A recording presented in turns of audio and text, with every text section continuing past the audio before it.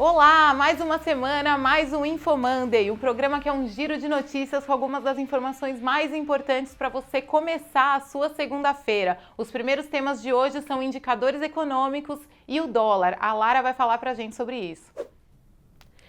Pois é, Zogby. O dólar está subindo bastante, teve uma forte alta em novembro e os próximos indicadores vão ser bem importantes para a gente entender, para definir os próximos movimentos da moeda americana. O principal indicador que vai sair nos próximos dias é o PIB do terceiro trimestre. A expectativa é de uma leve aceleração, cerca de 0,5%, puxado principalmente pelo consumo. Os investidores estão bem na expectativa por esse indicador. Se tiver uma aceleração acima do esperado, pode ser que o dólar registre uma queda, uma vez que o que está afastando os investidores estrangeiros do Brasil é tanto a falta de crescimento, o crescimento ainda está andando a passos muito lentos, quanto os juros baixos. Ou seja, o estrangeiro não está encontrando um cenário atrativo para o Brasil por enquanto. Outro indicador que a gente vai ficar bem de olho é o IPCA de novembro. É bem importante também porque vai definir os próximos passos do Banco Central, se o corte de juros vai ser mais forte, se vai ser o fim do ciclo de juros. E a gente vai ficar de olho principalmente no impacto do preço da carne nos preços na inflação. Muita gente está reclamando do dólar em alta, tem gente também comemorando muito essa alta. O Pedro vai falar um pouquinho sobre isso. Pois é, Lara, tem gente se beneficiando aí da alta do dólar, são os investidores de fundo BDR. BDR são ativos que você compra quando você quer investir numa empresa estrangeira a partir da bolsa aqui brasileira. Acontece que o ganho que você vai ter com o BDR depende também não só do desempenho da empresa, mas também do câmbio. Então, como é que isso funciona? A BDR da Amazon, por exemplo, é a mais negociada aqui no país, ela está subindo 30% esse ano. 10% é da variação do dólar. A empresa mesmo está se beneficiando, está ganhando 20% lá nos Estados Unidos. O que acontece? Então, o mercado de BDR é um pouco difícil de acessar. A maneira mais fácil para o investidor é por meio de fundos de BDR. A gente fez um levantamento, os fundos aqui estão subindo no ano 30%, e esse bom resultado está trazendo cada vez mais investidor. A gente descobriu que nos últimos 2 anos o número de investidores nesses fundos multiplicou por 5 já.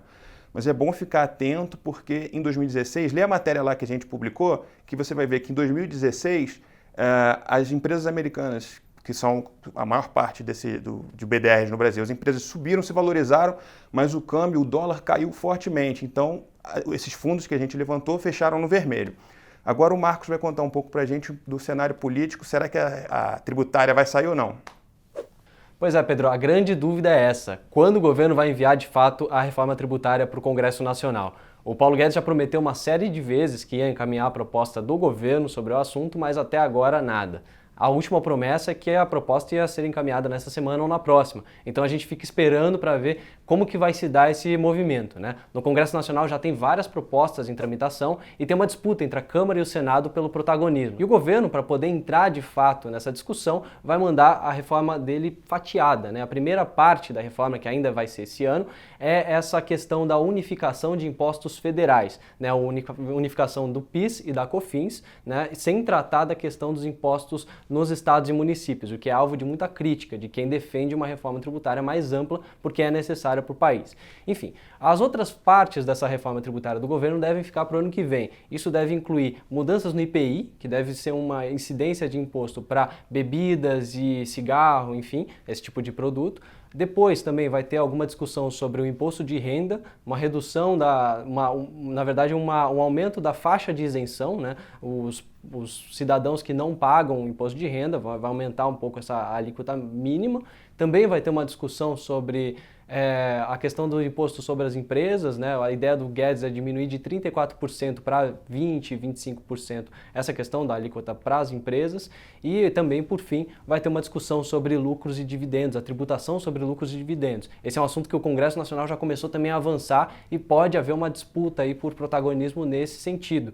o senador Eduardo Braga, enfim, tem tentado tomar a dianteira nessa discussão e a gente tem que observar como que vai se dar esse movimento. Mas também do lado da taxação é importante observar o encaminhamento da MP verde-amarelo, né, que o governo apresentou há algumas semanas e que o senador Davi Alcolumbre, presidente do Congresso Nacional, presidente do Senado, tem ameaçado devolver para o governo por conta de algumas irregularidades. Tem gente que fala que é inconstitucional o texto no que diz respeito à taxação do seguro-desemprego, tem gente que acha que é uma redição de MP, ou seja, tem um assunto que não pode ser discutido de novo no Congresso Nacional numa mesma legislatura, enfim. Esse tema vai causar muito barulho e é importante observar por conta de ser uma pauta do Rogério Marinho, que é um dos principais articuladores políticos do governo e seria uma derrota muito importante para uma figura tão relevante na interlocução entre governo e Congresso Nacional. Mas essa semana também tivemos um tema muito importante que foi a questão do cheque especial, que a Paula vai explicar um pouquinho os detalhes e que o governo espera com isso.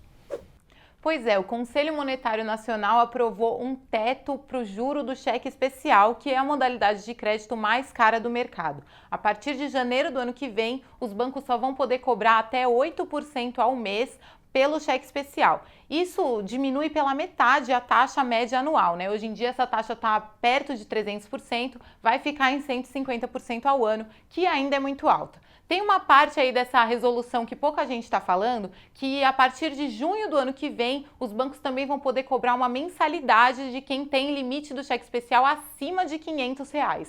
Então, pensa-se aí que todos os clientes dos bancos vão ter um limite pré-estabelecido de R$500 e quem pedir acima disso vai ter uma taxa de 0,25% sobre o que exceder esses R$500. Então, fica de olho aí que também tem uma pegadinha aí nessa regra. De todo modo, o ideal é você nunca usar o cheque especial, porque, como eu disse, é a taxa mais cara do mercado, mesmo com essa queda aí nos juros. O governo fala que essa medida foi criada para proteger os mais pobres, que são as pessoas que normalmente usam mais o cheque especial, mas tem uma discussão aí a respeito da intervenção do governo nos bancos, né? Muita gente está questionando aí até que ponto vai o liberalismo do governo atual.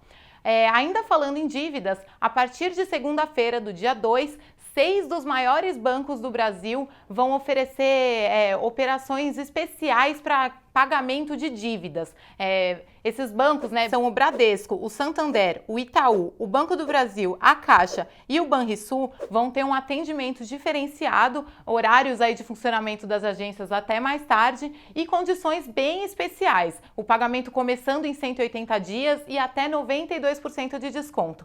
Como o 13º salário da maioria dos brasileiros caiu agora na última sexta-feira de novembro, é uma boa oportunidade para quitar dívidas. A gente fez uma matéria falando sobre isso, que quando cai um dinheiro extra na conta, sempre o ideal é quitar as dívidas primeiro.